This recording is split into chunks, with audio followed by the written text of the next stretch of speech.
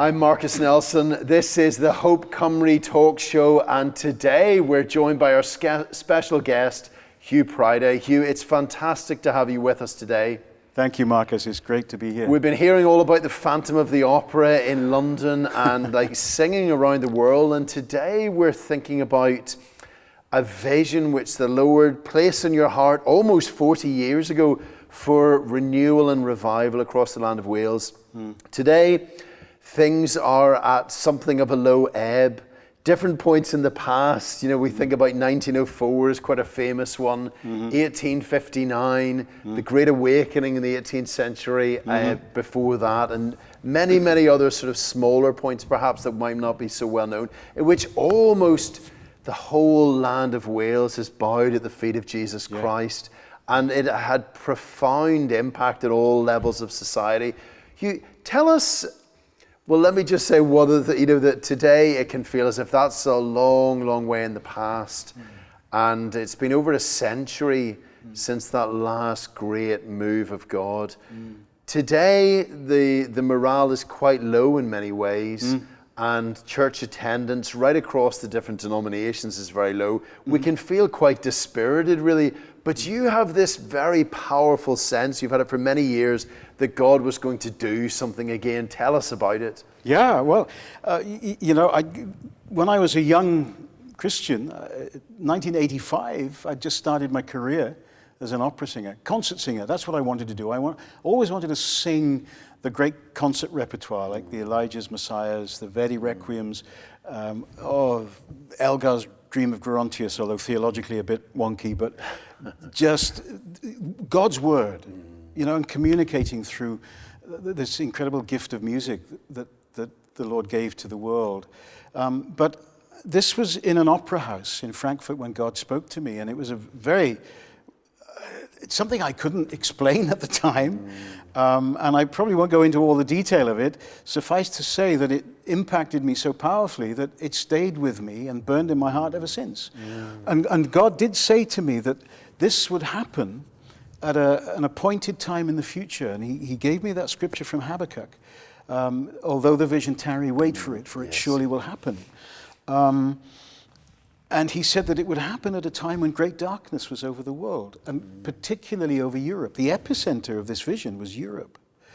And I didn't realize it at the time, but the concert took place. It was actually, although it was in the opera house, it was Mozart's Grand Mass in C. Yes. And we had Kiri Takano was the soprano. We had, I can't remember the guys, they were Russians.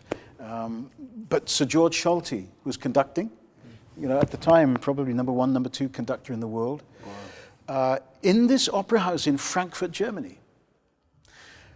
And what I saw, it was almost like an out-of-the-body experience. I could not explain it. But I saw columns of praise in the middle of this concert, columns of praise rising up from the audience. And they were going through the ceiling right up into the throne room of heaven. And I heard a voice saying, the Lord saying to me, that he wanted the concert halls and cathedrals and theaters and stadiums of Europe filled with the praises of his people.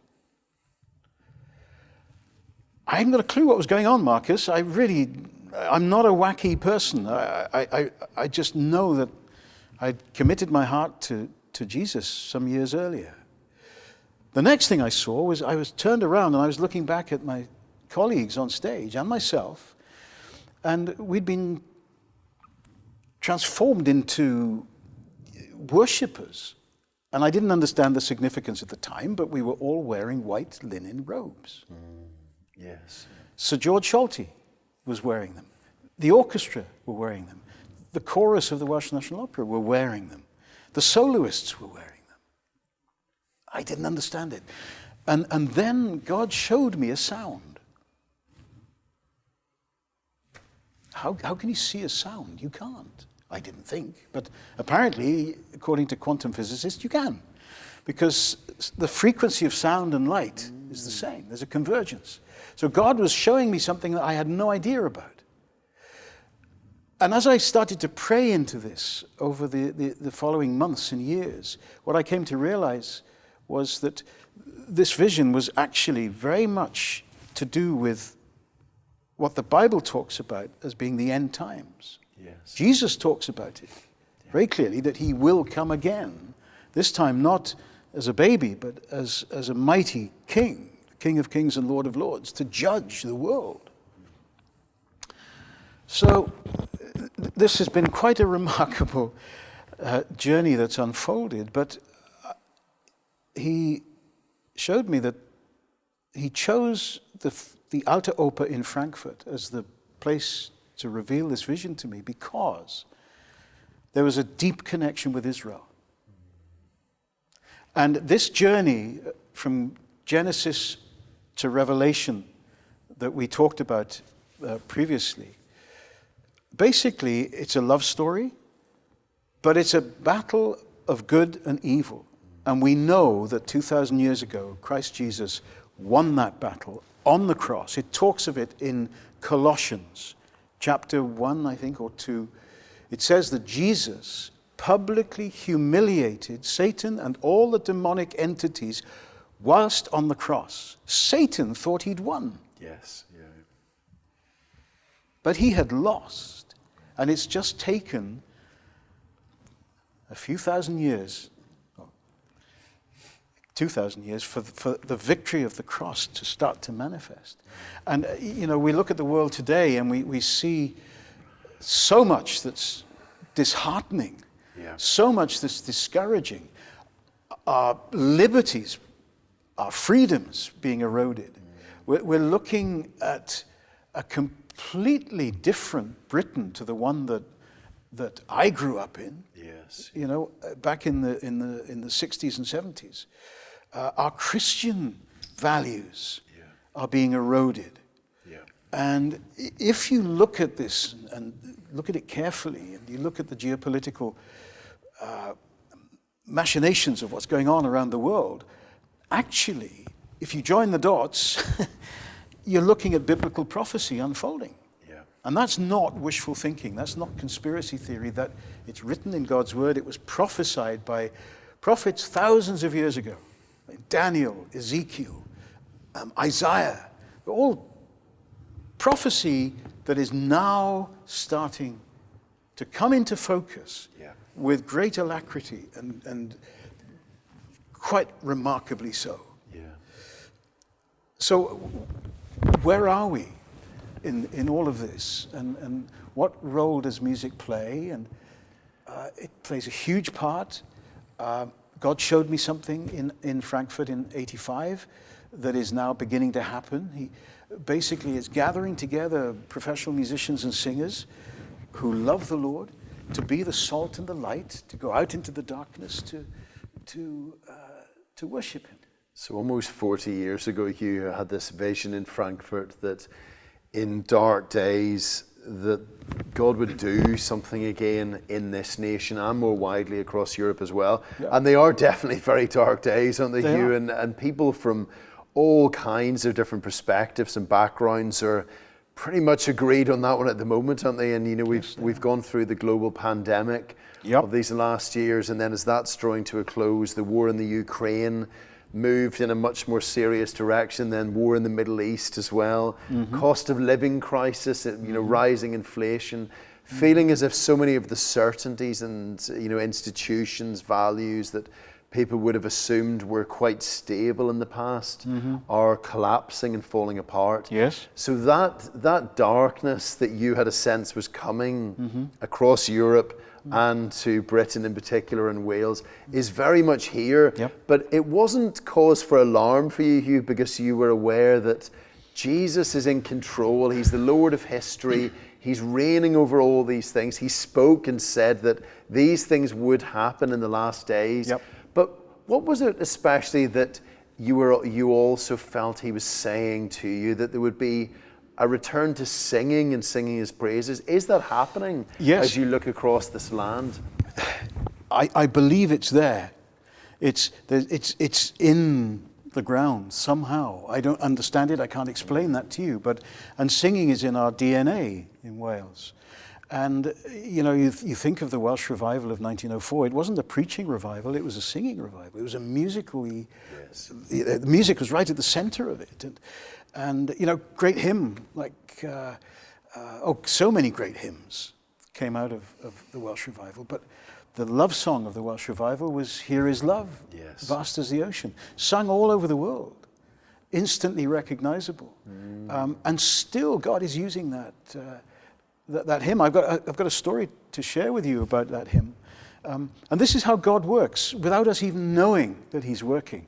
I got invited to Korea for the first time, South Korea, in 2006, and to a very large church there. It was the second largest, maybe the largest now, I don't know. But it's called Sarang Community Church.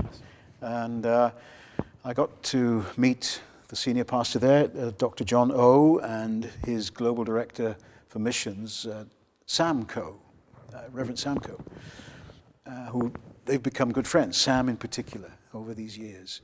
So I got invited to sing there. I'd gone over with a colleague of mine, Dr. Steve Price, who's now living in the manse up in Llanover, where a young Welshman called Robert Jermaine Thomas was brought up, and from where God called him to take the gospel to Korea.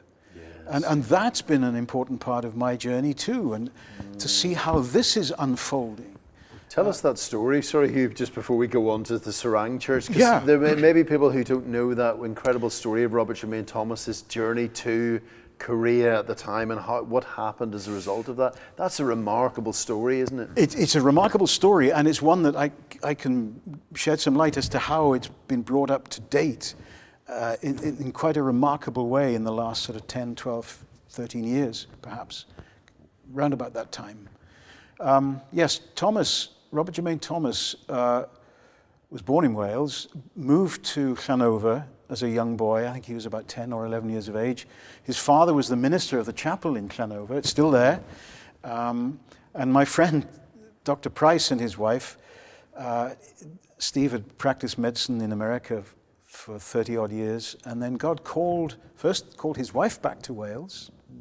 Very reluctantly she came because her family, her kids and grandkids were there, but sacrificially came back to Wales, and that led eventually to both of them being able to purchase the manse.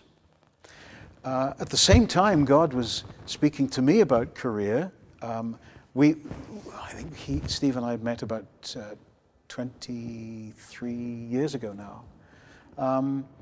But Thomas, at the age of about 25, 26, heard the call from God to take the gospel to Korea. He married a young girl called Caroline. I've got the potted history of this, okay? There's far more detail, but I'll give you a general oversight. I think they were sent out by the London City Mission. They were given Bibles, Chinese Bibles, to distribute in Korea.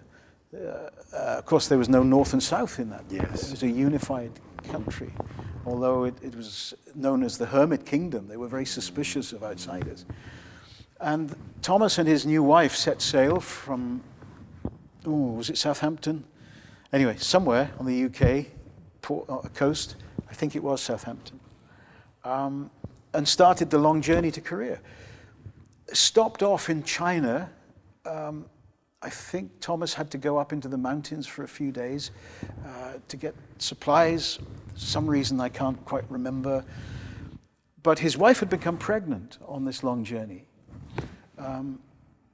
When Thomas came back after having made this little excursion up into the hills, he found that tragically his wife had miscarried, and both she and the baby had died. Wow. So he was devastated, worked in this port authority then in China for a period of time, and then the Lord reminded him of his commission, Thomas's life. And Thomas then managed to secure a ride on the SS Sherman, which is an American warship disguised as a trading ship. And they sailed around the peninsula and up the Taedong River towards Pyongyang, stopping at various towns along the way. Thomas would get out and he would preach and he would share, he would give out Bibles. Yes. And it seemed as though the Lord was really blessing that. But when they got to Pyongyang, the boat came under attack. And Thomas and the others jumped ship, and the boat was set alight. Thomas was executed on the beachhead at Pyongyang by the skipper of the boat, of this ship. Sorry, no, that's not true. He was executed by, I can't remember the chap's name. Yeah, by the people that were there that had sort of misinterpreted it as being an aggressive thing. That's right. He wasn't coming in. He wasn't coming in that way. No, but it had been misunderstood. So he was executed. The killer of Thomas took Thomas's Bible as a trophy. Yes. Yeah. Took it to his home and bizarrely wallpapered his house with the scriptures because it was illegal, I think, in Korea to have a Bible. Yes. So he cut the pages out, wallpapered his wall. Yeah. A Chinese trader came and stayed at this man's house some months later. Wow. And one can only assume that in the middle of the night had a Damascus Road experience as he started to read the wallpaper. Isn't that amazing? Yeah, praise the Lord. So he met Jesus in that place, then shared his testimony with the killer of Thomas. Yes. And those two men then eventually built a church in Pyongyang. Wow. And the interesting thing is that through Dr. Price, got to meet a man called Dr. James Kim, who's now in his 80s, an American Korean, heard from the Lord, must be nearly 30 years ago now, to build a university in Yanji. And it was a science and technology university. It became a center of excellence for students from all over China to come. Every professor in that university was a born-again believer in the Lord Jesus. Wow. And they would minister to all the students on a one-to-one, sharing the good news of Christ in this communist country. All because God had given this vision to James Kim. 80% of those students graduated as believers in Jesus. Wow, that's amazing, isn't it? So many years later, James is going into North Korea, as he'd done for 45, 50 years, working with the underground church. This time got arrested. This is probably about 12 years ago now. So he was in his 70s. And he was thrown into prison. He was beaten and tortured, forced to make out his last will and testament, and left there for 6 or 7 weeks. And then early one morning, was woken up, blindfolded, frog marched out of his cell into a waiting vehicle, driven off at high speed to another building. Frog marched through this building, and when they took the blindfold off, he was standing in front of Kim Jong-il, the then president of North Korea. And Kim Jong-il said to James, "We know all about your university in China. We've been watching you for the last 3 years." Wow. And James thought, well, this is my exit from here, Lord, I'm coming home. Yes. And then Kim Jong-il said to James, "Would you build a university like that for our young people?" Wow. And took James into a room. There was a large table with a map of Pyongyang. And Kim Jong-il said, we have no money, but we have land. There are 4 sites here. Which one would you like? James is trying to work out what on earth's going on. Prays a quiet prayer saying, "Lord, I don't know what's happening, but which one do I choose? 1, 2, 3, 4. And the Lord said number 4. So to cut a very long story short, all of that was eventually transferred into the ownership of James. He was given the land. He went back to America, raised the funds, drew up the plans, came back to North Korea, to Pyongyang, started excavating. And in the first week of excavation, they discover this old building. They don't know what it is. They send for a 97-year-old man in the next village to come because he will know what it is, he's been told.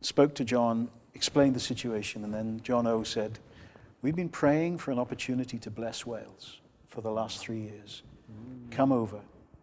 And they paid for his flight, and that began a relationship with Korea. Now, interestingly, before this happened, I'd been in New York ministering to 3,000 Koreans in a theater on Manhattan Island. And I was the guest soloist, and in Korean tradition, you have to sit on stage with all these elders. You can't go to your dressing room and skive off or have a kip or whatever. You have to sit there. And just before I got up to sing, this group, this small choir, SATB, 4 voices per section, got up to sing. And they sang with such incredible beauty and anointing. And as I was listening to them, the Holy Spirit was speaking to me, and I started to weep. And it doesn't happen often, but when it does, I know it's Him. And I said, Lord, what is this about? And the Lord said, I'm going to bring Koreans back to Wales to help Wales find their way back to me. And I'm going to use music. And of course, the Koreans are great worshippers. Yes. And in that meeting, I remember 3,000 people. Suddenly the concert was stopped by this pastor. And he said that he felt God calling us to pray right in the middle of this concert. And I heard something I've never heard before. And there was a murmur. There was like 3,000 people started to pray together, and it was like a little murmur, and it built. And it built, and it built, and it was like a crescendo, like a musical crescendo. And it built from this murmur to almost a shouting and hammering on heaven's door, crying out for revival to come. And I'd never heard anything like it. It was electrifying. And then there came a moment where it had sort of reached its climax, and then this beautiful diminuendo began. And it reverted back to this humming. It's almost this just very, very soft sort of murmuring of prayer. And then it came to an end. And the presence of God was so real. And I asked somebody about it. I said, where did the Koreans learn to pray like that? I've never heard anybody pray like that. Do you know what they told me? They said the Welsh taught us how to pray like that. Wow. That's how our nation used to pray. Mm-hmm. During the revival, they would cry out to God. Yeah. And here they are, all these years later. How many Koreans do we see on our streets? Yes. Ministering the love of Jesus to people, leading them to Christ. Yes. Yeah. And so all of this is unfolding from what the Lord showed me in 2005. And then this Welsh hymn leading to this college now thriving. Yes, yeah. And out of that has come a vision for Europe.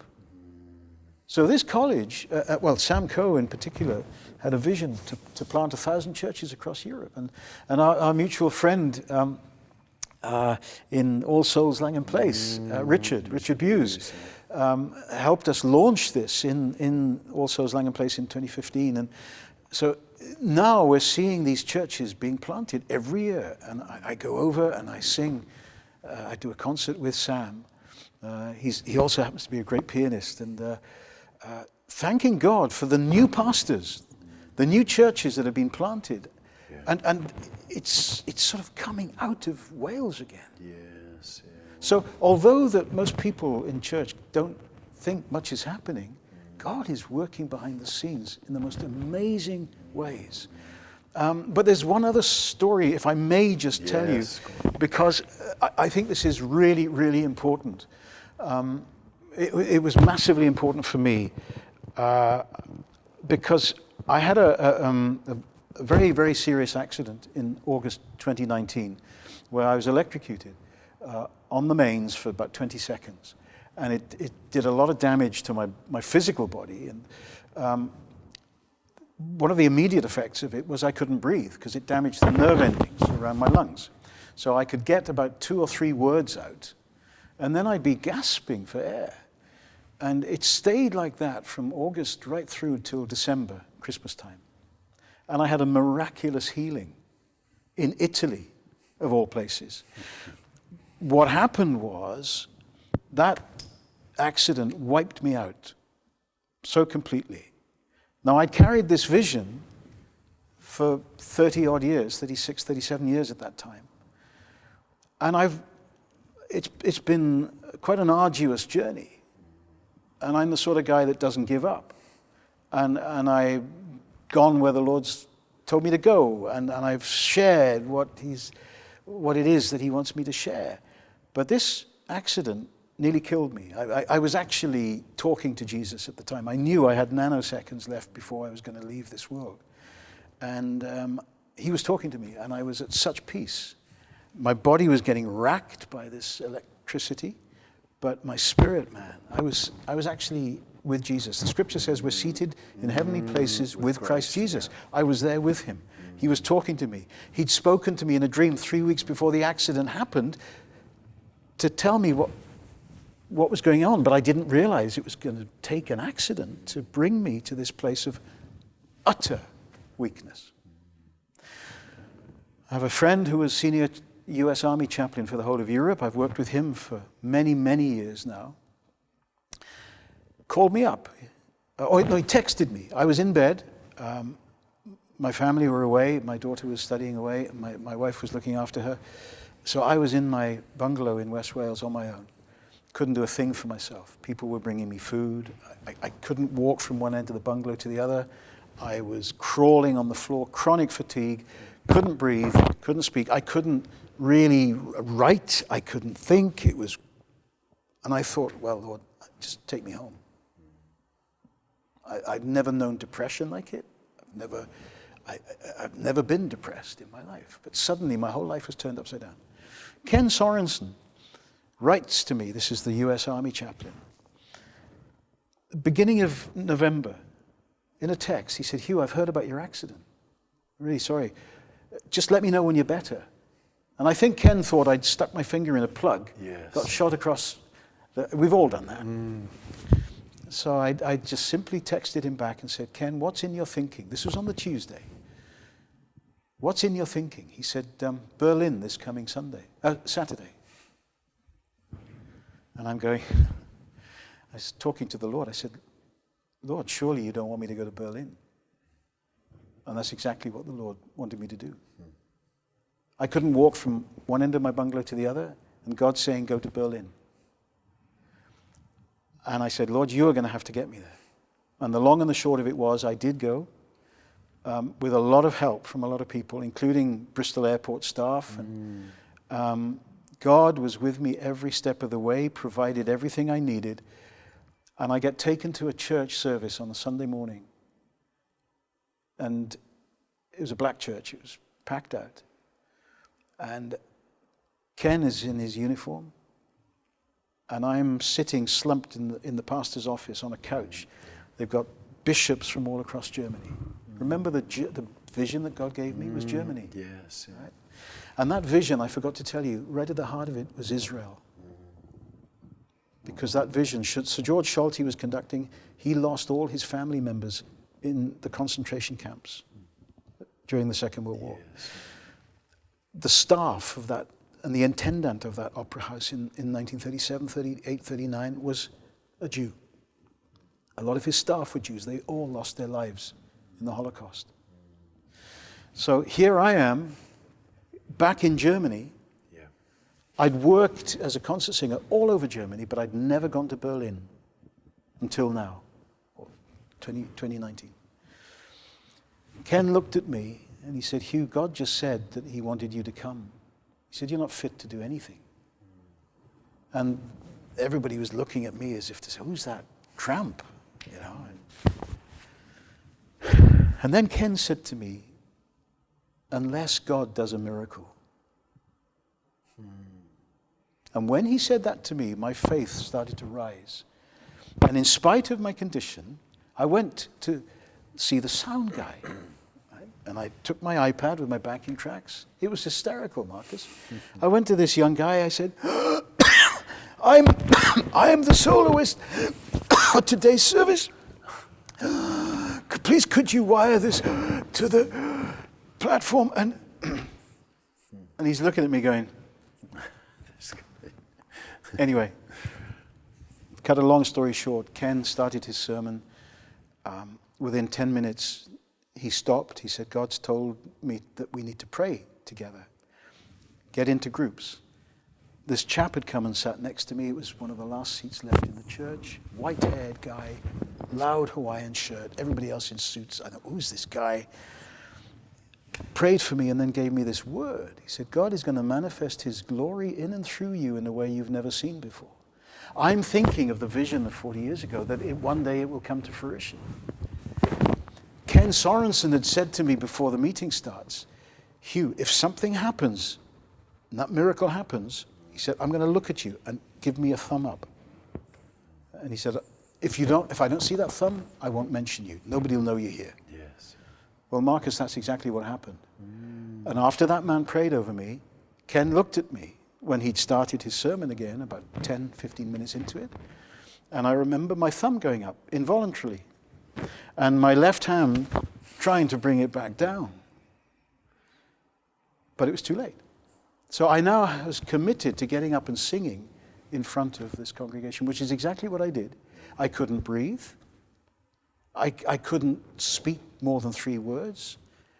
The first song I sang was Here Is Love, Fast as the Ocean. And I sang like I'd never stopped singing. I sang with such freedom, and I actually sang 3 songs in that service. And there's more to that story, which I won't go into now, but suffice to say that the man who prayed for me was a bishop. His name is Christoph, and he lives and works in Berlin. His father knew Dietrich Bonhoeffer. Yes. He was friends with Dietrich Bonhoeffer, an incredible man who stood up to the tyranny of Hitler and the Nazis during the Second World War. And it was a very, very powerful time. But the reason I wanted to share all of that with you and with your viewers was because God orchestrated that to show me something that I believe he wants to show every committed Christian who's watching this. And that is that God is the one who has ordained our days. God is the one who has given us life. He knows what he has called us to do. He says in Scripture, I know the plans I have for you, says the Lord. Plans to prosper you and not to harm you. Plans to give you a hope and a future.